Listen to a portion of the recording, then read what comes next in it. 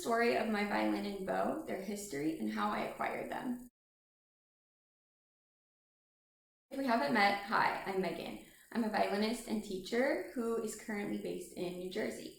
I've been playing the violin for over 20 years. I have both my bachelor's and master's degrees in violin performance, and I'm a Suzuki trained teacher.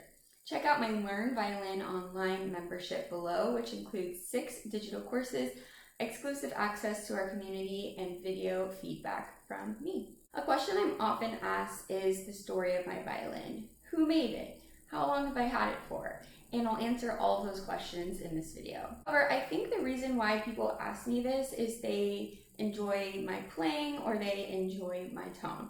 I think my violin is great. I love my violin, but by no means is it the best violin in the world. Even if you don't have the greatest violin, you should be able to make it sound beautiful. This is something that my teacher told me and that I still tell my students today. I started playing the violin when I was 7 years old, and by the time I was around 12, it was time for me to move up to a full-size violin. I distinctly remember the day that I got this violin. It was in the fall sometime. I remember this because my mom and I were on our way to a fall festival, and we decided just on a whim to stop by a violin shop in Houston, Texas called Amati's. This was my first ever time trying full-size violins. So my mom gave them a price range, I'm not sure what it was, and I tried a bunch of them, one of them being this one. I love this one.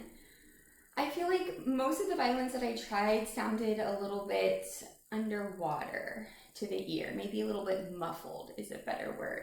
They didn't sound very clear or crisp or bright. But this one did. I told my mom that I love this one and she bought it for me on the spot.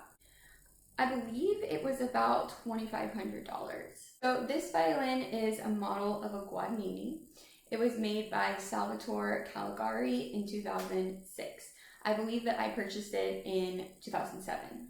Salvatore Caligari is by no means a well-known violin maker. He is a Chinese violin maker, and I have honestly never heard of or seen another one of his violins. And I'm saying this to prove you don't need a specific brand or model of a violin to sound great or to love your instrument. A few weeks later, we went to another violin shop in Houston, Texas called Lyle. And that's where I got my bow. I tried a few different bows and I picked this one because of the weight. It's relatively light and because I just prefer wooden bows. I couldn't tell you the maker or model or anything, and I believe it was about $600. Again, that's not very expensive. My violin was not very expensive, so you do not need a super expensive violin to sound great. I'm living proof. I ended up buying a different violin from Lyle as well. I still have it today. It's actually at my mom's house in Houston. Kind of like it has my backup violin. It's a decent violin, but I just don't enjoy it as much as this one. I also purchased a carbon fiber to go along with that one just as a backup. I've had this violin for over 10 years and we've definitely been through a lot together. One particular instance that stands out was when I was about 16 and I was playing in a youth orchestra concert. It was intermission, we were all backstage, and I was talking to a friend. I was holding my violin like this. Someone bumped into me and I dropped the violin. Very traumatic. The neck ended up coming off and the fingerboard flew off and it was just in pieces, and needless to say, I was inconsolable. Luckily, my conductors, comforted me. They invited me into their suite for the second half of the concert because I obviously couldn't play. Kathleen Winkler, whose daughter was in the orchestra with me, was telling me that it's okay, it can be repaired, and it was. We took it back to, I believe it was Amati, and they put the neck back on. You can see that little line there. I believe that's where they reattached it. So I was very, very lucky that it survived. I've also cracked my violin when I was in college. I dropped my metronome on it, and there was a crack right here. You can still sort of see it. Besides the damage, we've been together for all of my college career, all of my auditions, and I don't do this without him.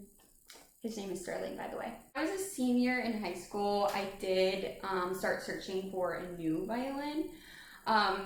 I believe my price range was around like $5,000 to $10,000. I went to several different shops, tried several different violins, and just didn't find one that I liked as much as this one. So that just goes to show that price really doesn't matter, right? My little $2,500 violin I think is better than a $10,000 violin. Not all $10,000 violins, but just the ones I tried on that particular day. And I bet that if I hadn't told you how much I got it for, you probably wouldn't have guessed that. So price, it really doesn't matter. As long as you love it, you think it sounds good, you think it plays well, you feel good playing it, then that's the most important thing. So there you have it. That's the story of my violin. I love to hear about the history of your violin. Be sure to drop a comment and let me know. Thank you so much for watching.